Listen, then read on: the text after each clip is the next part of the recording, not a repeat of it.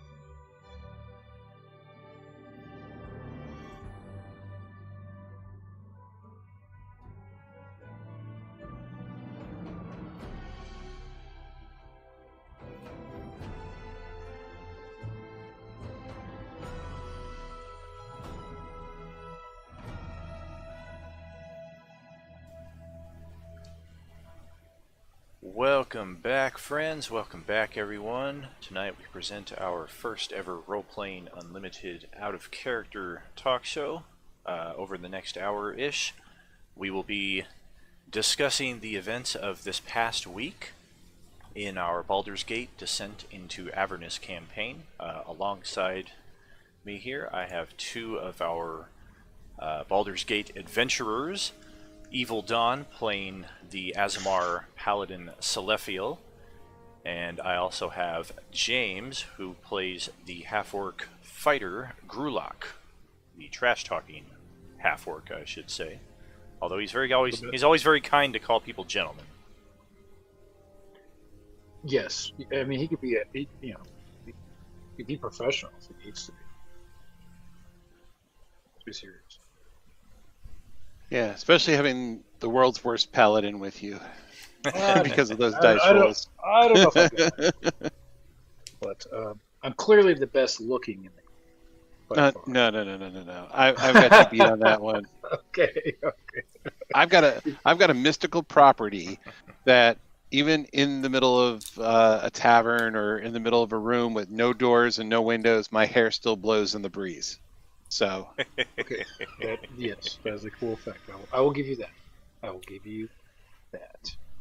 Well, I would say that it was our 7th session of Descent into Avernus over this past week. And I would say in this session, Grulak probably had his crowning moment thus far in the entire campaign. We will, of course, get to that in due time. Okay. We're going to pick up pretty much right where we left off. At the end of the previous session, our characters had purposefully entered the grounds of the Van Thamper Villa, and the guards immediately challenged them. We had some attempts at negotiation to resolve the issue of who's going to get Amric Van Thamper. Is he going to be turned over into custody? What's the deal? What's going to happen here? And all attempts at diplomacy failed for a variety of reasons. And Not my fault. definitely not Selephiel's fault. He certainly tried his best.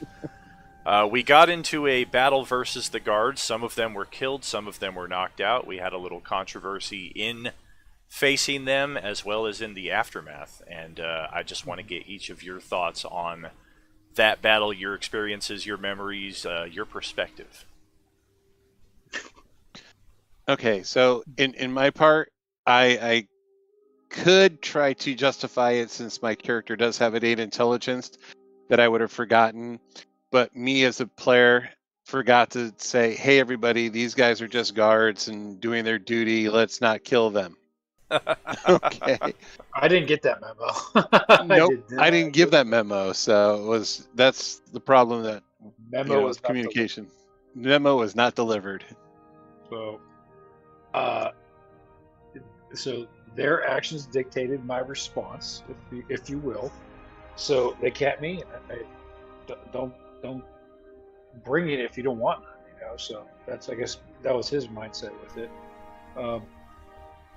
But to be honest, like with the diplomacy side of the house, It's all they. I don't think they were very reasonable, to be honest.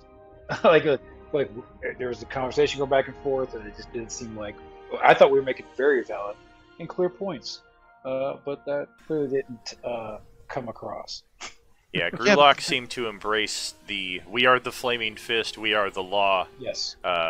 Platform, Yes. whereas the guards here kept reiterating, yes, you realize that the city is separated into different sections and the city watch maintains control of the upper city. You're actually not even supposed to be up here.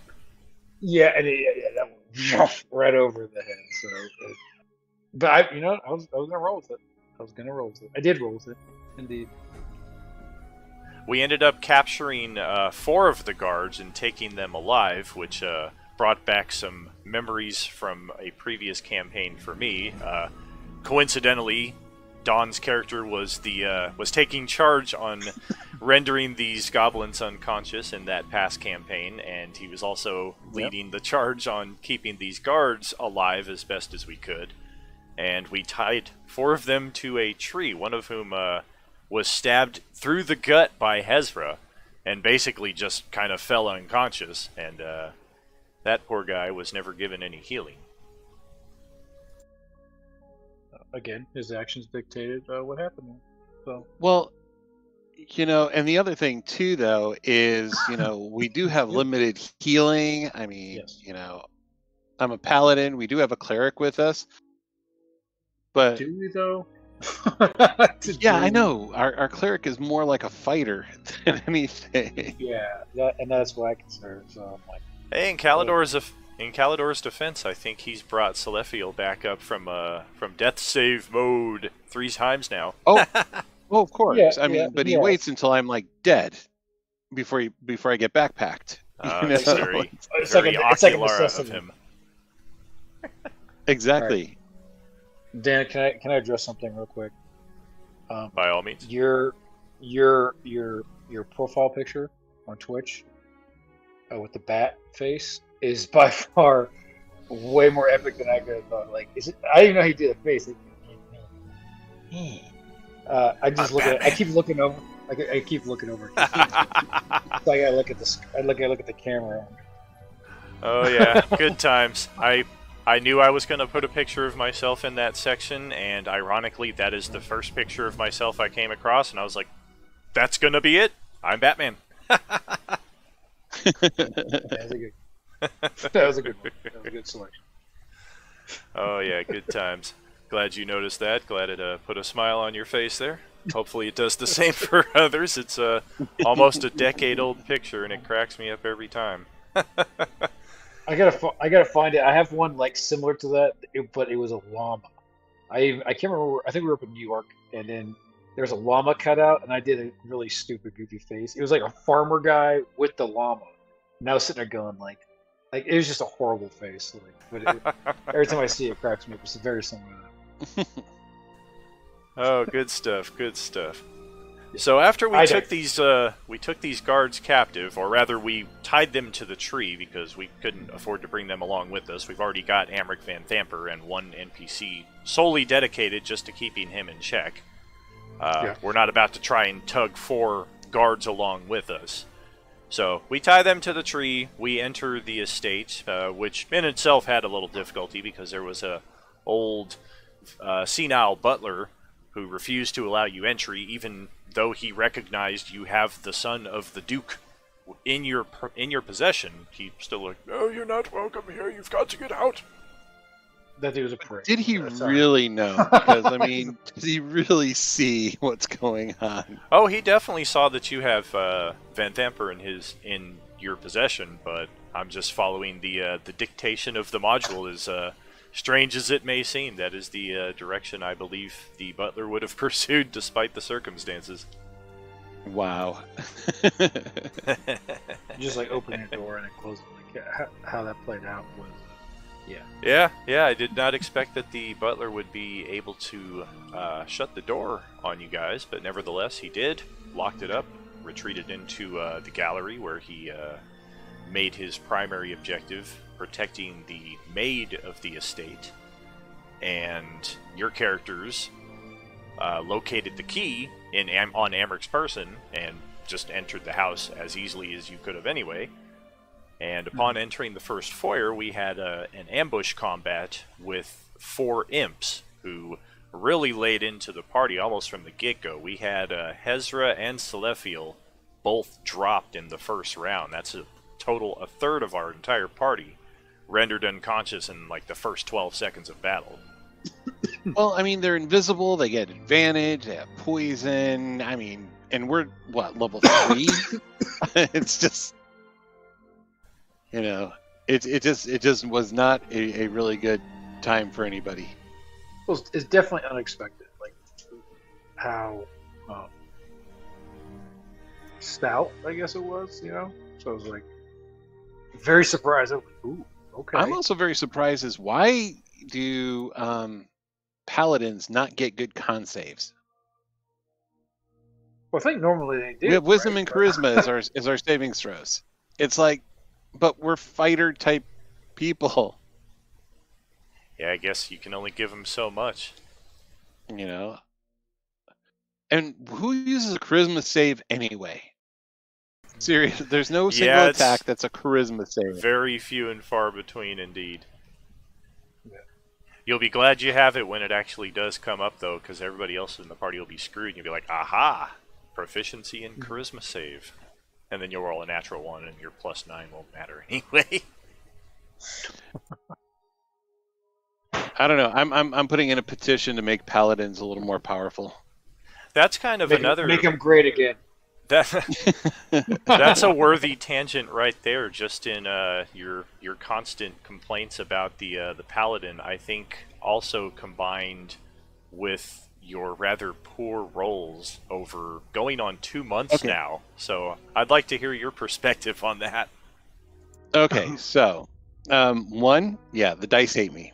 They hate me almost as much as they hate Will Wheaton, because I watched like almost every episode of Tabletop, and his dice just completely obliterate him. But on a completely different note, I have 3 divine abilities, 3 divine channel abilities that I can use once before a long rest. Mm-hmm. Which one of them is I could get a spell slot back. You know, the other one is a turn undead type thing, but for fiends and things like that, because I have the Watcher oath. And the third one is myself and up to my wisdom modifier in companions can get advantage on charisma, intelligence, and wisdom saves for like 1 minute. But I can use any of those 3 abilities, but I can only use 1. And now we have a ranger who has an ability to pop, force damage and turn all of her damage into force damage as a bonus action at will. Yeah, it's strange that Rangers get such a bad rap in 5e. So many people complained about Rangers and needs for conversion, but in both examples I've seen of characters that have taken that path where they have access to Planar Warrior, they are very heinous characters. Right. And then also, great, my smite is a bonus action. It has to be. I mean, if it wasn't, you would never be able to see a smite, in the entire game. Yeah. But most of my abilities that I need, like my lay on hands and things that keep me in the fight, are actions. So therefore, it's like, bam, I'm in the middle of combat, and I can't heal myself, or else I just open myself up to more attack without taking an attack. Yep. Very true, very true. I think they should make lay on hands a bonus action. And I think I should get 1 divinity usage for each of the 3 abilities that I have. From your lips to Crawford's ears. Oh yeah. We need to make the paladin worth playing.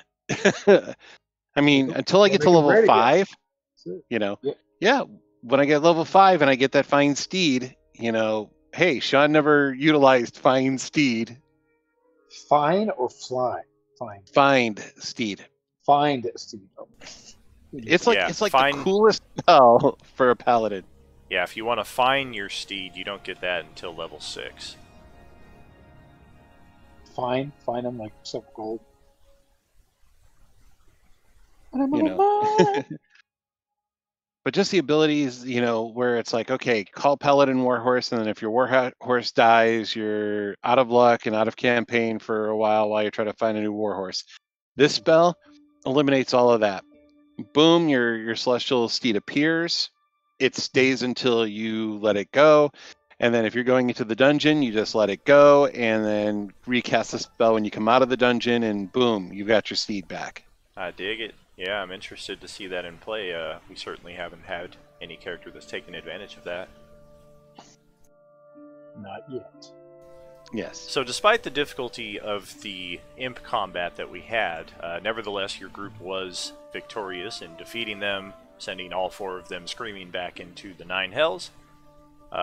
Did a little further exploration. We found some servants' quarters. We found a gallery, which prompted one of the more memorable moments for me in this past week's session, wherein we found the very lifelike statue of the Duke Thalamra Vanthamper, holding a very lifelike version of a Tressym, a flying cat in Forgotten Realms jargon. And the cat was so real, and it had a wax rat inside of its mouth that Jim's character, Zhang Hoon, he just fixated on for at least the next segment or two of the adventure that night. Which I'm not saying one way or the other if he's onto anything. I don't want to give any spoilers away, but I thought that was very interesting that he's like, well, why does the rat come out of the statue if there's no purpose for it? I mean, it is a fair point because I mean, depending on what you're doing, you see that you're like, that's sketchy. That's different. So I mean, it's. Oh, go he ahead. was very observant. No, sorry, no. He was more observant with it. So he picked. I don't know if I would have gone into the reads like how he approached it, but it was definitely intriguing to see how that all went. And I think it's a smarter move than he's played his character the entire game so far. True. Very true. Maybe his character has a rat affinity that we are not aware of. That is a possibility. So he's naturally more savvy to all things rat related. Could be because I mean, the fixation is the right word. I think that's the most appropriate. I found it interesting that our next moves after this, as we continue to explore the villa and we encountered the butler for the second time, in addition to the maid, and later on the cook, our response with them was very accusatory that you are in league with the Vanthampers, you know all about the devils and the plan to drag Baldur's Gate into hell. We're not going to kill you or slay you here. Justice will find you. We will find you later on. And all 3 of those NPCs were released with very minimal fuss. And in rewatching the events of this past Tuesday, I thought it was very funny that right after the maid and the butler left, it was Dawn that was like, wait a minute, what if that was the Duke under some kind of polymorph effect and we just let her go? Oh no! I mean, it was a great point that when you brought it up, I was like, oh man, that would have been brilliant on their part to use that like essentially a ruse to get past the group. So I was just like, ooh. Well, we saw that tactic used earlier in the dungeon too, where it's like we had this old lady that was with us, and all of a sudden sneak attack, stab, and then changed form. Yep. And if that didn't happen earlier, I don't think my character would have even thought that. Gone into that realm, if you will. Because I'm trying to play him as close to what his knowledges should be, and how much magic he should know, based on being a paladin. But it was just one of those things where it's like, we've seen this happen before. It's like, what if we just let go of the main bad guys I don't think they would have gone so easy though. Because nobles probably would have been contemptuous of us anyways, and probably would have fought us first, using that as an element of surprise. Oh, for sure. Entirely possible. Yep. It was in this moment the that... Tressum. Oh, we got the Tressum making a second appearance here on Roleplaying Unlimited, a.k.a. Slobber Chops. So Yeah, fluffy. this one's named Corsair. Oh, that's a great. Hello, Corsair. Love that name. They say hello Welcome to Corsair. RPU. So it's at this point, after we're letting the staff go, that I think it was Ben's character, Calidor, who heard the guards who you had left tied to the tree earlier now screaming. They're now regaining consciousness. They're shouting, "We've got murderers, assassins, intruders, help, City Watch, anybody out there, please help." And we sent Grulok out there to deal with the situation, which is the aforementioned crowning moment, I think, of his role in the campaign thus far, where he went out to intimidate the guards, and I will leave it to you to tell our viewers exactly what it is you said.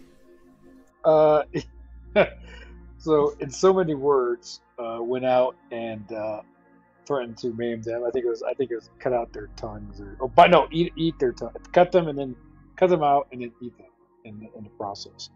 And that was sufficient enough to get them to shut their effing mouth. And I forget what the roll was, but it was high enough where I was like, yeah, this has got to be successful. Well, the threat was if they ever spoke. If they said another word, you were going to eat their tongues. Yeah, that's right. And they were like, yeah.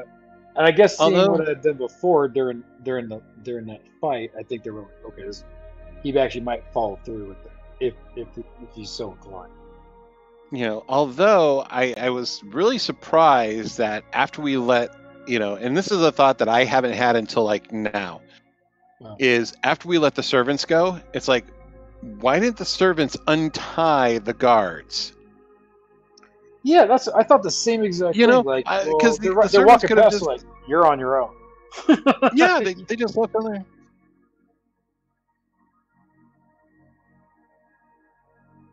Oh, that's true too. And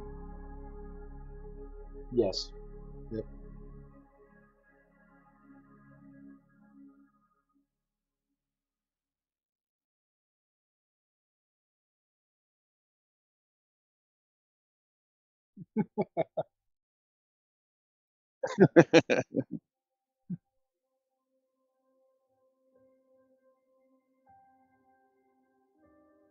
Come around a corner, just like, I'm sorry. You say something? Well, and if you look also what we did, and the kind of a little bit of the psychological thing we did without even realizing it, we tied them to a tree, but we put all the dead bodies near the wall in sighting distance of that tree.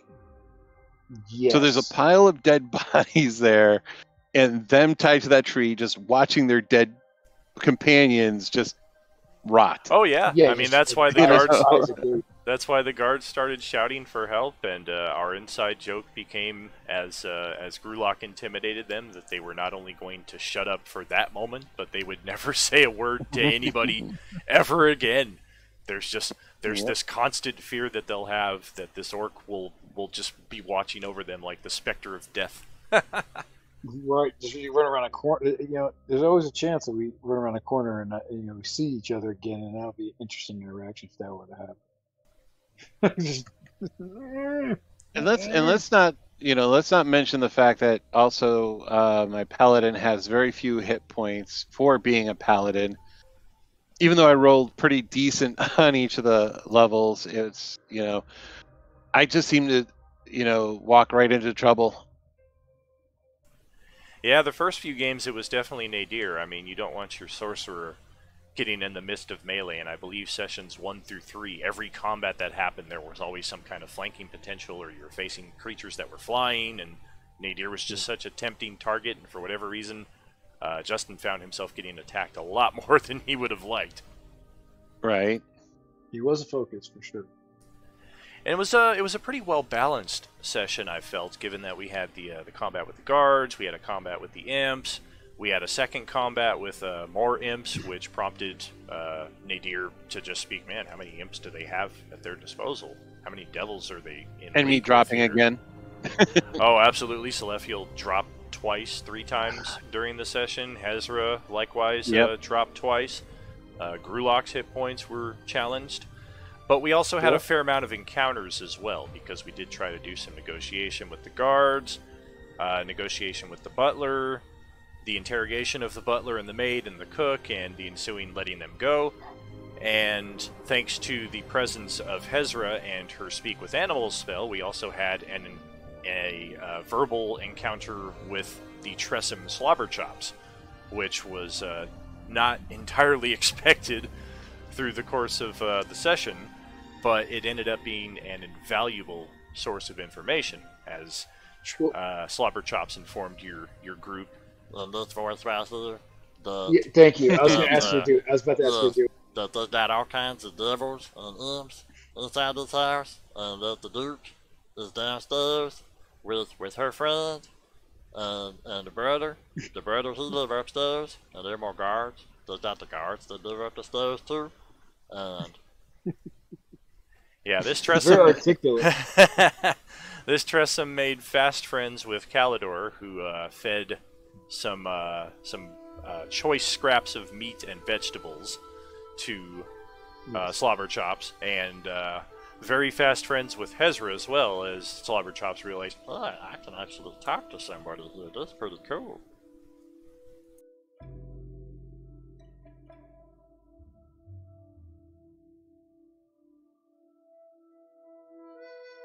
Although, I love cats in real life, but, I'm just looking at this cat as a potential familiar for the bad guys, and it's like, great, we're just bringing in, we've invited in a spy to be able to check us out and tell them everything that's going on. that's entirely possible. The Tressum does have the useful ability of being able to detect invisible creatures, so we'll see exactly how that plays out with any further imp encounters. It didn't play out so well in the first encounter we had after meeting Slobberchops, as we descended into the cellar and were promptly ambushed, I use the term loosely, by 3 spined devils. Their entire ambush was to break out of some cases in the center of the room. And then we rolled initiative, and they went dead last. So I think they got 1 turn, and a very inept turn at that. They might have hit 1 of you. The tide was definitely starting to turn by this point in the evening. Right. I think these guys essentially swarmed, and that's. They really didn't have a chance, especially with where they were at. They were kind of screwed, to be honest.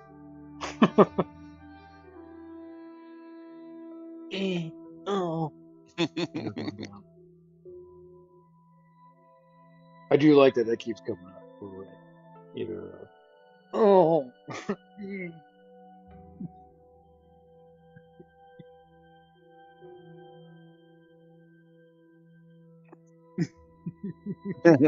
Hard times. Hard times. Hard times.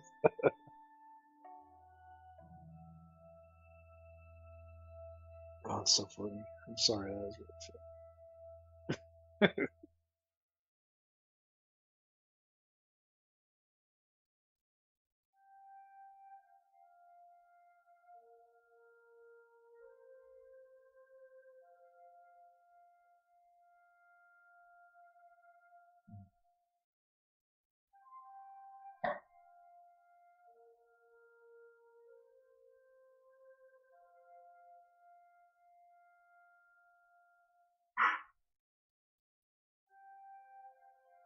Mhm.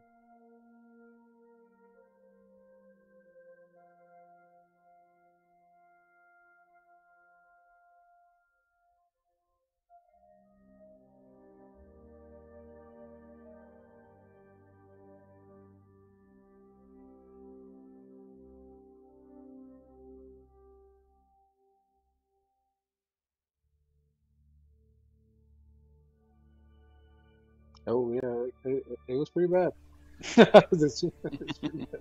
Oh yeah, and it was after that Spine Devil combat where your characters started turning the tide and destroying your competition that we came towards the end of the evening, and you made your way out into the sewer tunnels, smelled the incense that was disguising the putrid scent of nastiness, and you also saw two cultists wearing devil masks at one end of the corridor. And that ended up being our quickest combat yet, as I think we got 3 initiative ticks in, and your characters rushed up there. 3 of you got to attack the cultists. The cultists didn't do anything at all, and they were promptly slayed.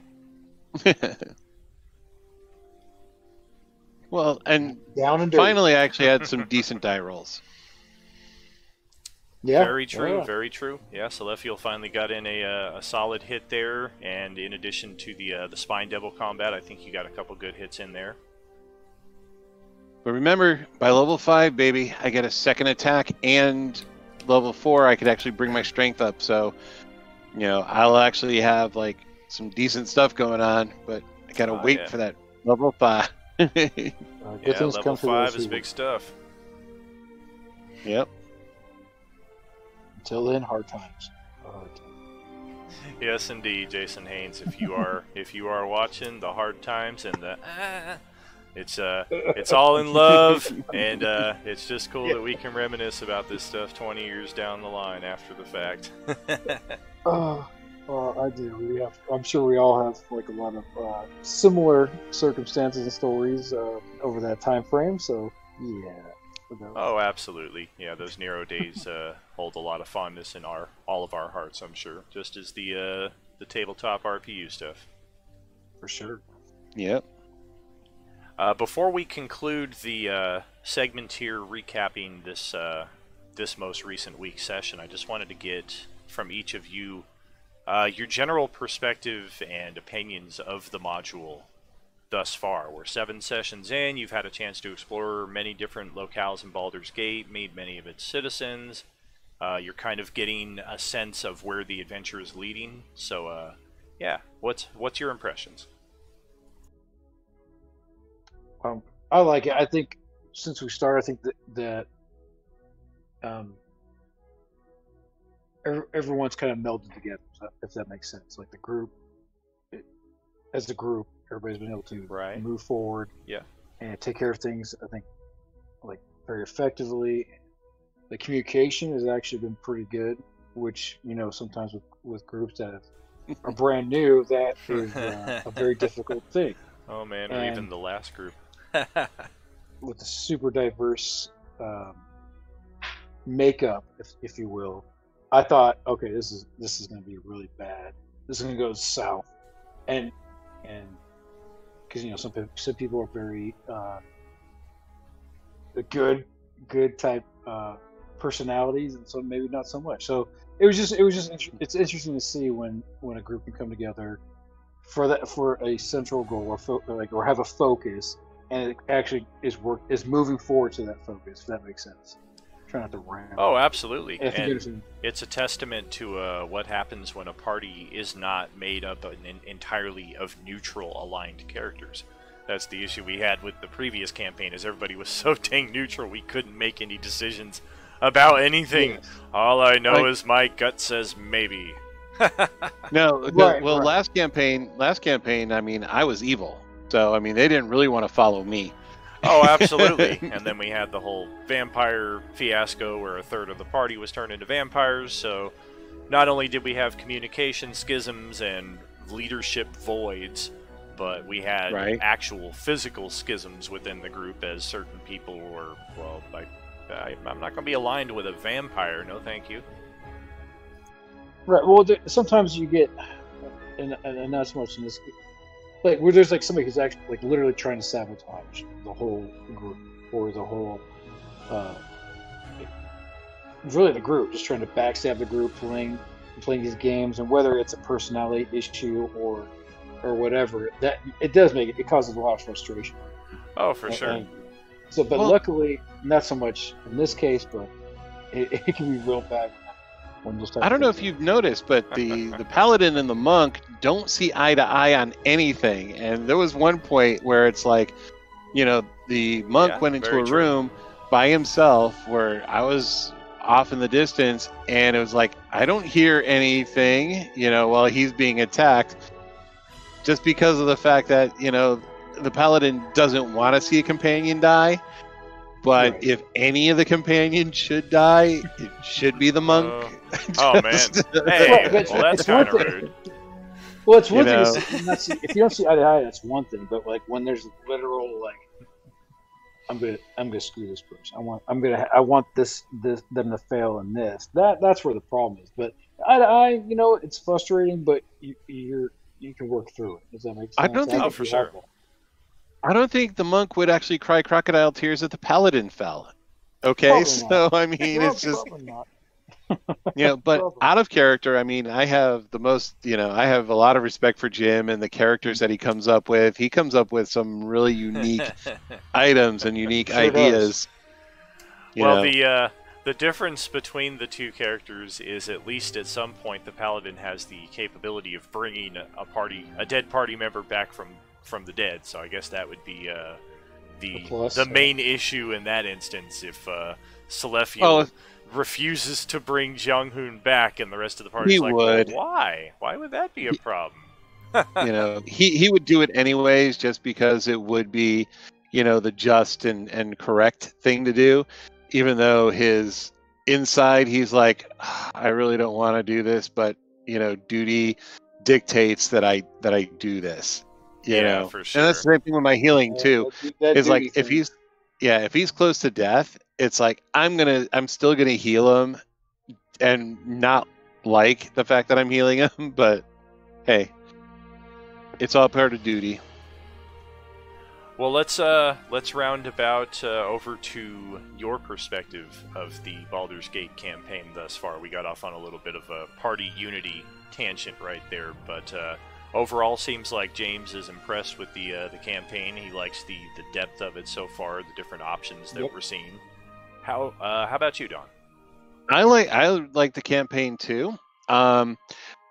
I like the aspect of outside of the specific dungeons, it's an open world type thing. So, I mean, yes, we had to be guided towards a dungeon or two because we as players didn't explore a lot of the other opportunities that could possibly be there.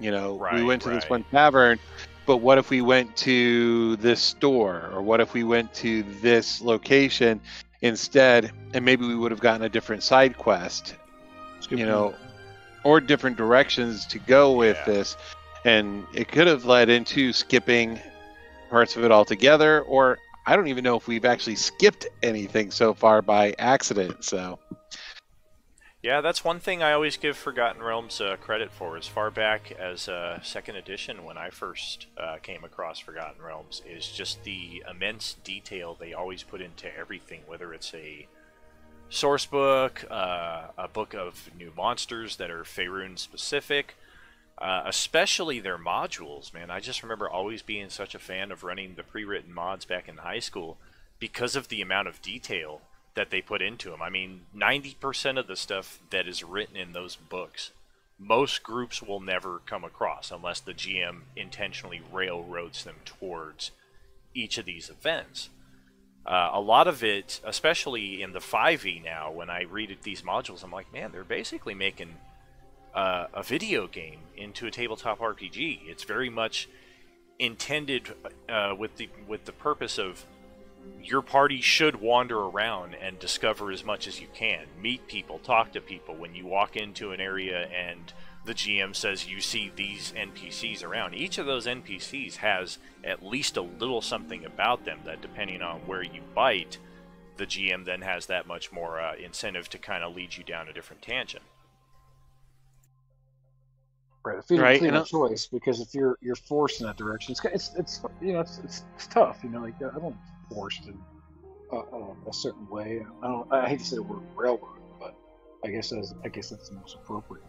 Oh, for one sure. track you can go. You can't go this direction because it's been, you're mandated to go that way. It's kind of like, okay. Right. And even in the Forgotten Realms, I mean, they have characters specifically there that lie.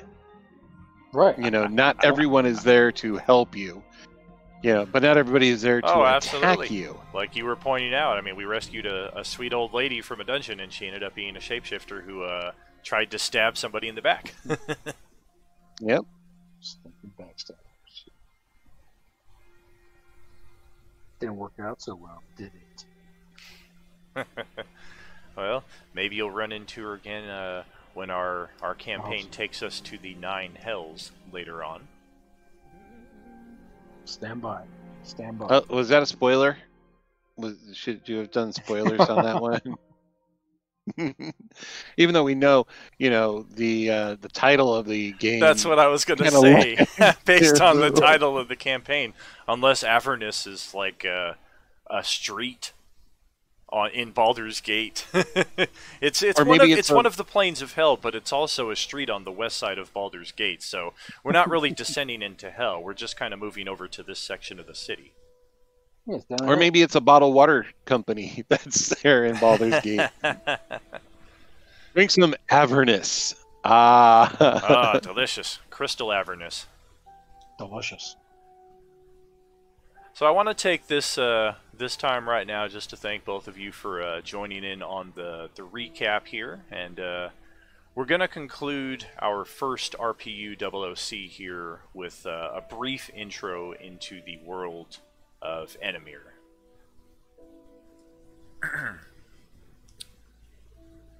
And here I'm just going to go through a little narrative of my journey. Sure. That kind of led down the conception of Enemir, and this is going back a ways. After my initial hook into role-playing games, through games like Legend of Zelda, Final Fantasy, Dragon Warrior, and D&D, I spent my middle and high school years crafting different maps and playing several mini-campaigns. It's here that I discovered my passion for creating and game mastering. And by junior year of high school, I had my first campaign setting crafted, enough for my first serious campaign. Named Homeland, my first setting was a simple island divided into a small handful of countries. Homeland was a monumental success for me in its day, so much so that I ran its entire story a second time in my early 20s after I met many of the players who have since formed the backbone of Role-Playing Unlimited. I soon began to realize that Homeland's reach was very small. It was a huge achievement for my high school GM self, but as I aged, I began to see more and more flaws with my creation.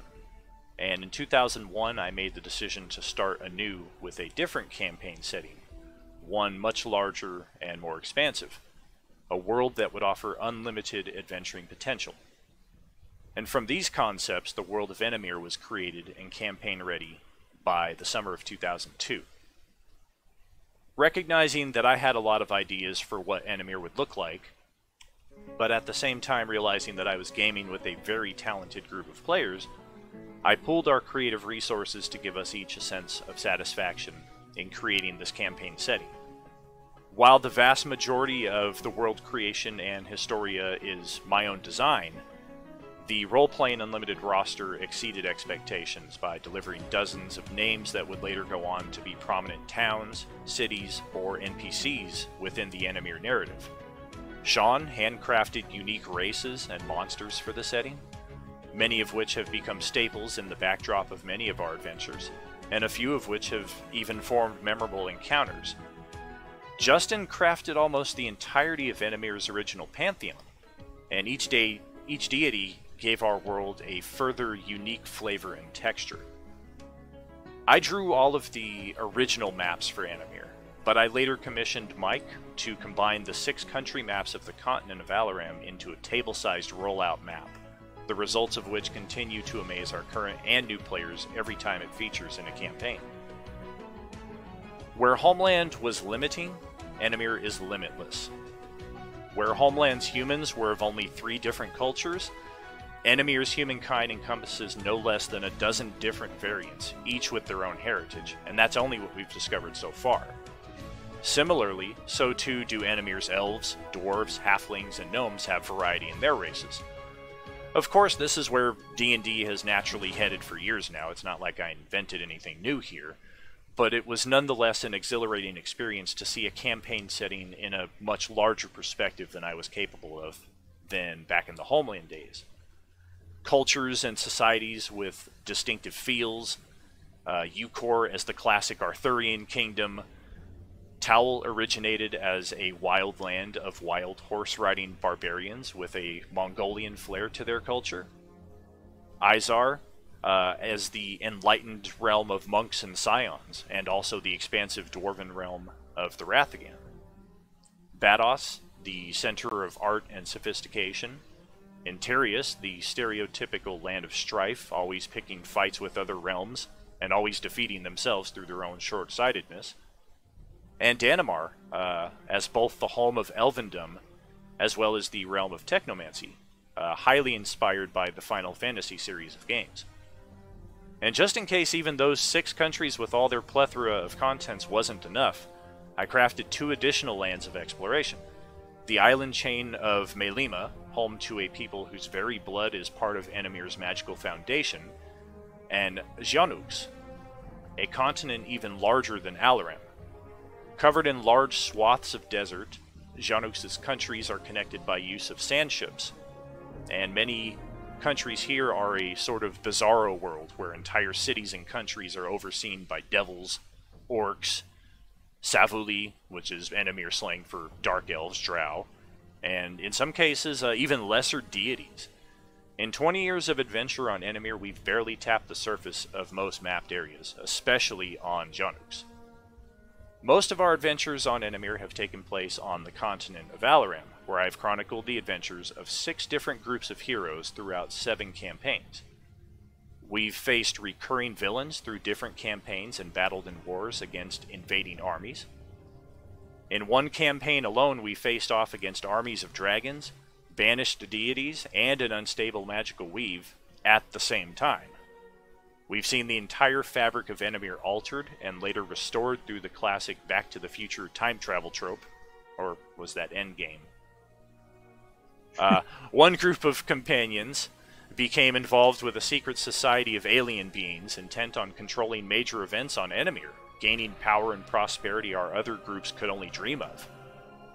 And in 2017, I rehashed the old Homeland story, fixing all the old mistakes and fleshing out the plot in ways I was finally satisfied with. This campaign became known as Pinnacle, and served as a glimpse into the elder days of Enemir, before recorded history. In this way, I repurposed the old Homeland plots into the Enemir Historia as a sort of origin story. I thought that was pretty cool. Most recently, we moved to the opposite end of the chronologies, exploring a more modern age, an industrial age and gold boom. In addition to the classic dungeon crawling and mystery unraveling, our characters stood opposed to local political powers, intent on resolving environmental issues. In brief, I hope you've gained a bit of perspective into just how massive Enemir is. In the coming weeks, here on RPU OOC, we look forward to revealing what I refer to as the Enemir Historia, contained within our 1400 years of Enemir's most major events to date. And while we dig through those, we'll have some of the players who helped craft these stories talk about their experiences, their memories. Through it all, we'll share more and more about the world of Enemir, building up to our upcoming Enemir campaign, Danamari Reclamation. I'd like to thank both of you again for being here tonight as co-hosts of this rollout for RPU OOC. It has been fun reminiscing over this week's activities. I look forward to continuing this on the weekly and eventually working more Enemir stuff into it, because that's ultimately what this is all about. RPU is Enemir. Thank you all very much. Good evening. Good evening. Thank you to our viewers. Thank you to our friends. Thank you to our supporters. Hope you all have a great evening. Take care.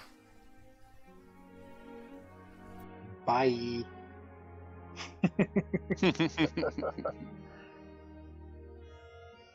Oh, at least you got the